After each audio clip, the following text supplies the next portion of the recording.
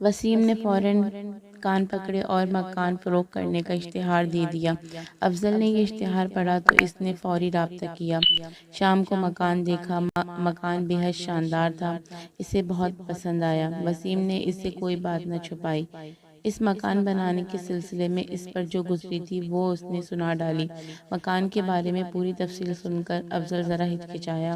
وسیم نے فوراً اسے روشن علی کا نمبر دے دیا کہ وہ ان سے مل کر مزید تسلی کرے۔ افضل روشن علی سے ملا۔ اس نے بتایا کہ وہ کالے کمرے والا مکان خریدنا چاہتا ہے۔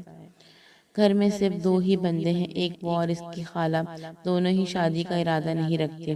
روشن علی کے خیال میں اس مکان کے لیے یہ آئیڈیل پارٹی تھی، لہٰذا انہوں نے افضل کو ہدایت کی وہ بلا ہچکچاہٹ ان کو خرید لے، انشاءاللہ اس مکان سے اسے کوئی نقصان نہ پہنچے گا۔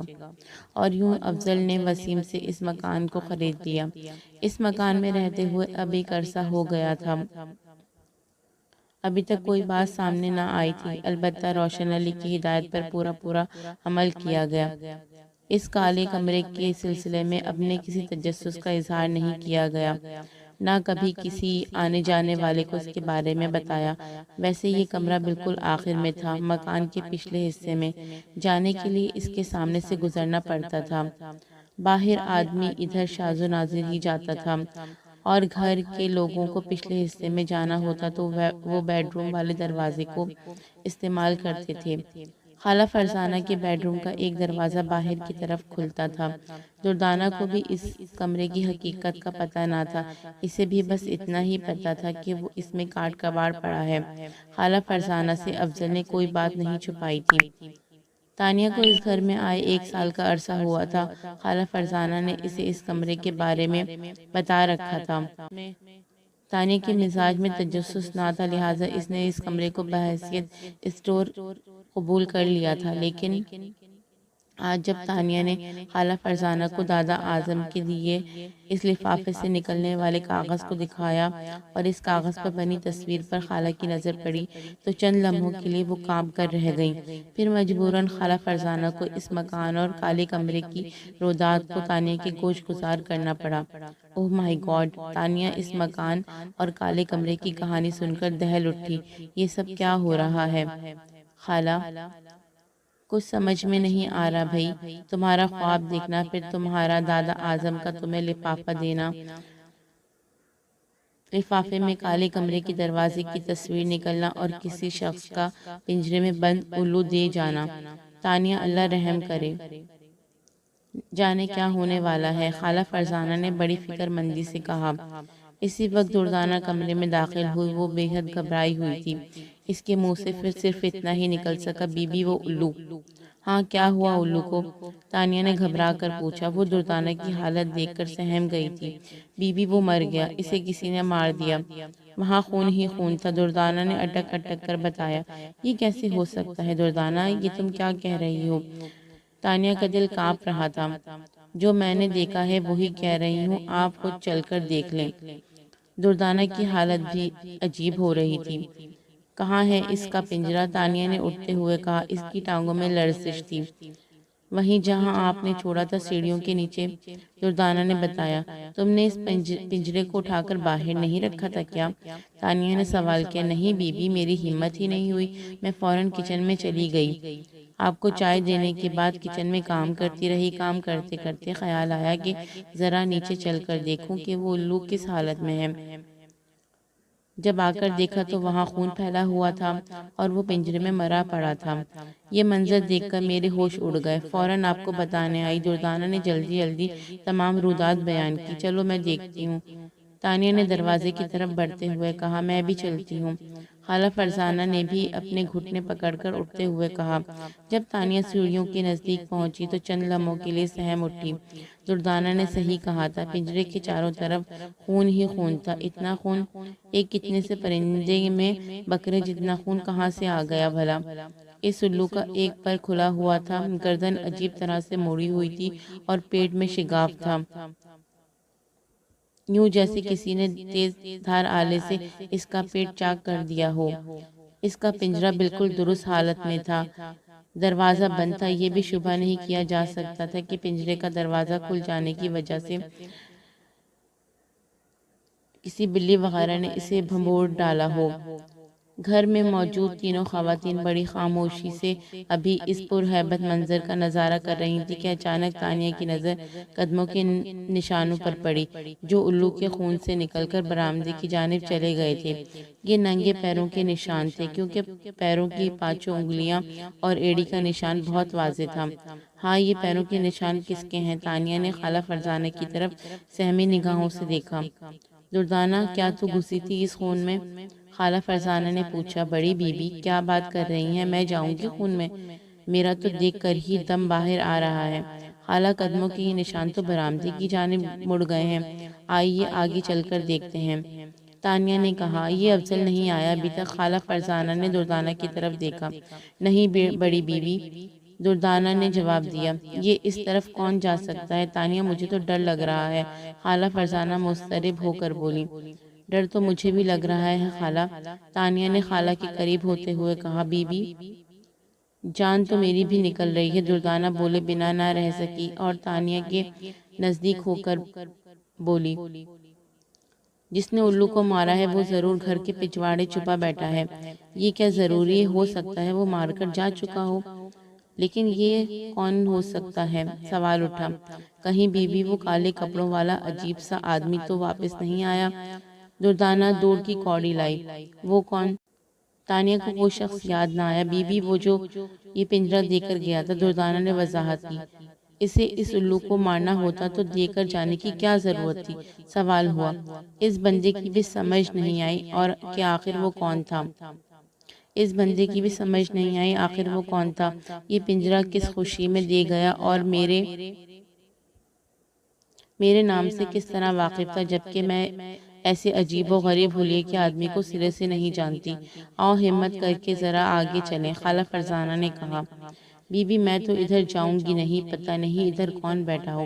کوئی بات نہیں، تو ادھر ہی کھڑی رہ، ہم آگے جا کر دیکھتے ہیں یہ قدموں کے نشان کہاں تک گئے ہیں۔ ٹھیک ہے خالہ، ہم دونوں چلتے ہیں۔ تانیہ اور خالہ فرزانہ ہمت کر کے آگے بڑھی۔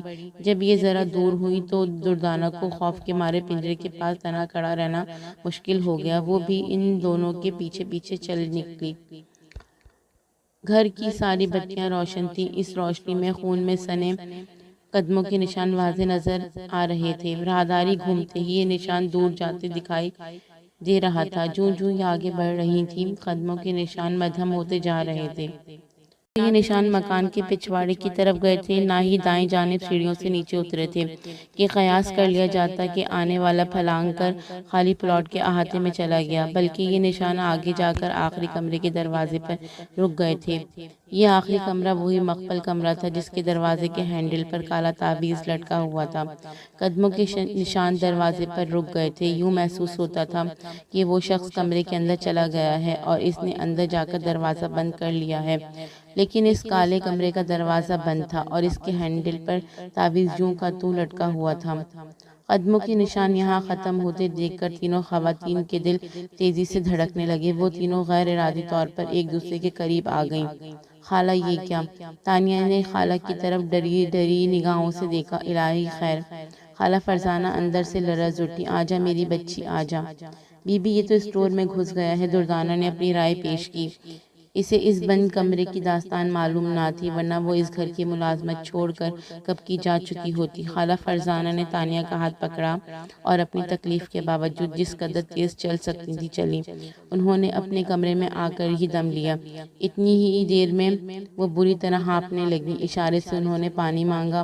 دردانہ نے ان کے کمرے میں رکھے چھوٹے سے فریج میں سے پانی نکال کر انہیں پلایا۔ پانی پی کر انہوں نے گہرا سانس لیا۔ یہ اس گھر میں کیا شروع ہو گیا ہے؟ خالہ فرزانہ نے تشویش بھرے لہجے میں کہا۔ میں کیا کہوں خالہ، جواب دیا گیا۔ آج صبح ہی سے میری بائیں آنکھ پھڑک رہی تھی، مجھے پتا تھا آج ضرور کچھ ہونے والا ہے۔ خالہ کا وہم جاگ اٹھا۔ خالہ، آنکھ وانکھ پھڑکنے سے کچھ نہیں ہوتا، یہ محض اتفاق ہے، خالہ فرزانہ نے جواب دینے کے لیے ابھی منہ کھولا ہی تھا کہ گھر کی گھنٹی بجی۔ افضل آ گیا، خالہ فرزانہ نے خوش ہو کر کہا۔ جا دردانہ، جا کر دروازہ کھول۔ انہوں نے گھنٹی کیوں بجائی ہے؟ گاڑی کا ہارن کیوں نہیں دیا؟ تانیہ نے سوال کیا۔ ہاں تمہاری یہ بات بھی ٹھیک ہے، خالہ فرزانہ بولی۔ دردانہ دیکھ تو کون آیا ہے، دروازے پر افضل ہی تھا۔ گاڑی میں کچھ خرابی تھی اس لیے وہ گیراج میں چھوڑ کر آیا تھا، خود ٹیکسی سے آ گیا تھا۔ دردانہ نے اس کی آواز پہچان کر چھوٹا گیٹ کھول دیا۔ وہ اندر داخل ہوا، خالہ اور تانیہ آ گئیں۔ اس نے اندر داخل ہوتے ہی پوچھا، جی صاحب وہ عصر کے وقت آ گئی تھی، دردانہ نے بتایا۔ خالہ کہاں ہے؟ سوال ہوا۔ اپنے کمرے میں ہے، دردانہ نے بتایا۔ صاحب بڑی گڑبڑ ہو گئی ہے۔ کیا ہوا دردانہ؟ خیر تو ہے؟ افضل خالہ فرزانہ کی طرف بڑھتا ہوا بولا۔ تانیہ اوپر ہے؟ جی نہیں بی بی، بڑی بی بی کے پاس ہیں، ان کے کمرے میں۔ جی وہ سیڑھیوں کے پاس پہنچا تو ایک پنجرہ اور اس کے چاروں طرف تازہ تازہ خون دیکھ کر ایک دم بھوکلا گیا۔ یہ کیا ہے؟ پھر اس کی نظر پنجرے کے اندر الو پر پڑی۔ یہ پنجرہ کہاں سے آیا؟ اس پنجرے میں یہ کون سا پرندہ ہے؟ اسے کس نے مارا؟ صاحب جی اندر چلیں بڑی بی بی کے پاس۔ دردانہ نے اتنے سارے سوال کا ایک جواب دیا۔ افضل جب خالہ فرزانہ کے کمرے میں پہنچا تو دونوں کے چہرے پر ہوائیاں اڑی ہوئی تھیں۔ خالہ فرزانہ بیڈ پر ٹانگیں لٹکائے بیٹھی تھی، تانیہ ان کے قدموں میں قالین پر بیٹھی تھی۔ افضل بھی تانیہ کے ساتھ بیٹھ گیا اور فکر مند لہجے میں بولا، یہ باہر کیا ہوا ہے؟ افضل میں نے تمہیں بتایا تھا نا، خالہ فرزانہ نے سوال کیا۔ کیا بتایا تھا خالہ؟ مجھے تو یاد نہیں، افضل نے جواب دیا۔ صبح میں نے تم سے کہا تھا نا کہ میری بائیں آنکھ پھڑک رہی ہے، خدا خیر کرے، خالہ نے یاد دلایا۔ ہاں کہا تو تھا، افضل کو یاد آیا۔ بس پھر دیکھ لو، خالہ فرزانہ نے افضل کی طرف دیکھتے ہوئے کہا۔ یہ سب کیا چکر ہے؟ یہ مرا ہوا پرندہ، یہ خون، یہ پنجرہ۔ افضل حیرت زدہ تھا۔ تانیہ آپ کچھ بتائیں۔ جی بھائی میں آپ کو ساری بات بتاتی ہوں، اور پھر بہانے سے دردانہ کو باہر بھیج دیا اور پھر ساری داستان افضل کے گوش گزاری کر دی۔ یہ کہانی تانیہ کے خواب سے شروع ہوتی تھی۔ پہلے اس نے اپنا خواب بتایا، اس کے بعد دادا اعظم کے بند لفافے کا ذکر کیا، پھر ایک پراسرار شخص کا الو کا پنجرہ دے کر جانے کا تذکرہ کیا، پھر یہ بتایا کہ اس لفافے میں کیا نکلا، اس کے بعد الو کے خون کی کہانی سنائی اور یہ بتایا کہ خون آلود قدموں کے نشان کہاں جا کر ختم ہوئے۔ افضل کی ہوش اڑ گئے۔ چند گھنٹوں میں بات کہاں سے کہاں پہنچ گئی تھی۔ اسے ان واقعات کی زیادہ فکر نہ تھی، لیکن یہ بات کالے کمرے پر ختم ہو رہی تھی۔ سب سے تشویشناک بات یہ تھی، افضل نے جب سے یہ گھر خریدا تھا، اس مکان کو خریدے ہوئے 7-8 سال ہو گئے تھے، ابھی تک کوئی خوف میں مبتلا کر دینے والا واقعہ پیش نہیں آیا تھا۔ اس کالے کمرے کو وہ سرے سے بھلا چکا تھا، بلکہ وہ کبھی کبھی سوچتا تھا کہ سابقہ مالک مکان کوئی تہمت پرست شخص تھا۔ خواہ خوف میں مبتلا ہو کر اس نے سستے داموں اپنا مکان فروخت کر دیا۔ یہاں آصف واسف نام کی کوئی چیز نہیں ہے۔ لیکن تانیہ کی اس ہوش ربا داستان نے اس کے واقعی ہوش اڑا دیے تھے۔ وہ خالہ فرزانہ کے کمرے سے نکل کر کالے کمرے کے سامنے پہنچ گیا۔ اس نے ان خون آلود قدموں کے نشانوں کو بغور دیکھا۔ وہ واقعی اس کمرے پر آ کر ختم ہو گئے تھے۔ پھر وہ ان قدموں کو غور سے دیکھتا ہوا پنجرے تک پہنچا۔ اس نے مرے ہوئے الو پر ایک نظر ڈالی اور پھر سے ان قدموں کے نشان کے تعاقب میں چلا۔ تانیہ اس کے پیچھے چل رہی تھی۔ خالہ فرزانہ اپنے کمرے سے نہیں نکلی تھی۔ تانیہ کیا آپ نے ان قدموں کے نشان کو غور سے دیکھا ہے؟ افضل نے سوال کیا۔ جی دیکھا تو ہے، اس شخص نے جوتے نہیں پہنے ہوئے تھے، ننگے پاؤں ہے۔ یہی بات کہنا چاہتے ہیں؟ ہاں یہ بات تو ٹھیک ہے کہ یہ شخص ننگے پاؤں ہے، افضل نے خون آلود پیر کے نشان کو غور سے دیکھتے ہوئے کہا۔ اس کے علاوہ ایک بات اور ہے۔ وہ کیا بھائی؟ تانیہ نے تجسس بھرے لہجے میں دریافت کیا۔ یہ ایک پیر کا نشان ہے، افضل نے بتایا۔ ایک پیر کا نشان؟ تانیہ کچھ الجھ سی گئی۔ میں سمجھتی ہوں بھائی۔ میں سمجھی نہیں بھائی، یہ شخص ایک ٹانگ کا ہے، افضل نے انکشاف کیا۔ یہ سن کر تانیہ کے جسم میں خوف کی ایک لہر دوڑ گئی۔ ایک ٹانگ کا؟ وہ سہم کر بولی۔ یہ آپ نے کیسے پہچانا؟ یہ بات بس اتفاق سے میرے ذہن میں آ گئی، افضل نے تانیہ کی طرف دیکھتے ہوئے کہا۔ یہاں سے وہاں تک جتنے بھی قدموں کے نشان ہیں، یہ سب ایک پیر کے ہیں، اور یہ دایاں پیر ہے، کیونکہ ان نشانوں میں انگوٹھے کا نشان پیر کے بائیں جانب ہے۔ اگر یہ دونوں پیروں کے نشان ہوتے تو انگوٹھے کا نشان پیروں کے دونوں جانب ہوتا۔ اس شخص کا بایاں پیر نہیں ہے۔ بھائی آپ نے خوب پہچانا، واقعی یہ سارے کے سارے ایک پیر کے نشان ہیں، تانیہ نے افضل کو سراہتے ہوئے کہا۔ لیکن اب ایک سوال اٹھتا ہے، وہ کیا؟ افضل نے پوچھا۔ اگر یہ شخص ایک ٹانگ کا ہے تو یہ پھر کسی بیساکھی یا لاٹھی کے سہارے چلتا ہوگا۔ ہاں صاف ظاہر ہے، افضل نے تائید کی، تو پھر پیر کے ساتھ بیساکھی کا نشان کیوں نہیں؟ ہاں واقعی، افضل نے اس بات میں گردن ہلائی، یہ بات بھی غور طلب ہے۔ بھائی ایسا بھی تو ہو سکتا ہے کہ اس کی بیساکھی یا لاٹھی خون آلود نہ ہوئی ہو۔ تانیہ نے اپنے سوال کا خود ہی جواب دیا۔ ہاں یہ بھی ہو سکتا ہے، افضل نے کچھ سوچتے ہوئے کہا۔ اس مکان کی کہانی سناتے ہوئے سابقہ مالک مکان نے ایک ملنگ قسم کے شخص کا تذکرہ کیا تھا جو چاندنی رات میں 6 فٹ اونچی دیوار پر ایک ٹانگ سے رقص کیا کرتا تھا۔ اس وقت وہی ایک ٹانگ کا ملنگ افضل کو یاد آ گیا تھا۔ اس نے چاہا کہ وہ تانیہ کی توجہ اس ملنگ کی طرف دلائے، لیکن وہ کچھ سوچ کر رہ گیا۔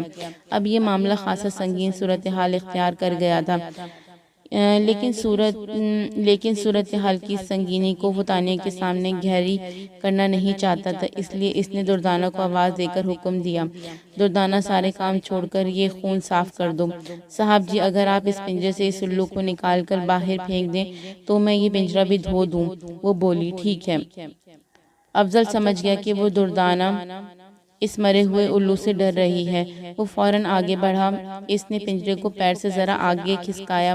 خشک فرش پر بیٹھ کر اس نے پنجرے کا دروازہ کھولا اور ہاتھ ڈال کر الو کا پھیلا ہوا پر پکڑ کر افضل نے اس الو کو باہر کھینچ لیا۔ اس نے سوچا تھا کہ اس مرے ہوئے الو کو برابر والے خالی پلاٹ کی طرف اچھال دے گا۔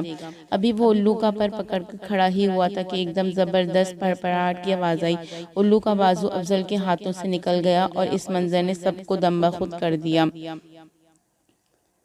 وہ الو افضل کے ہاتھ میں بری طرح پھڑپڑایا تھا۔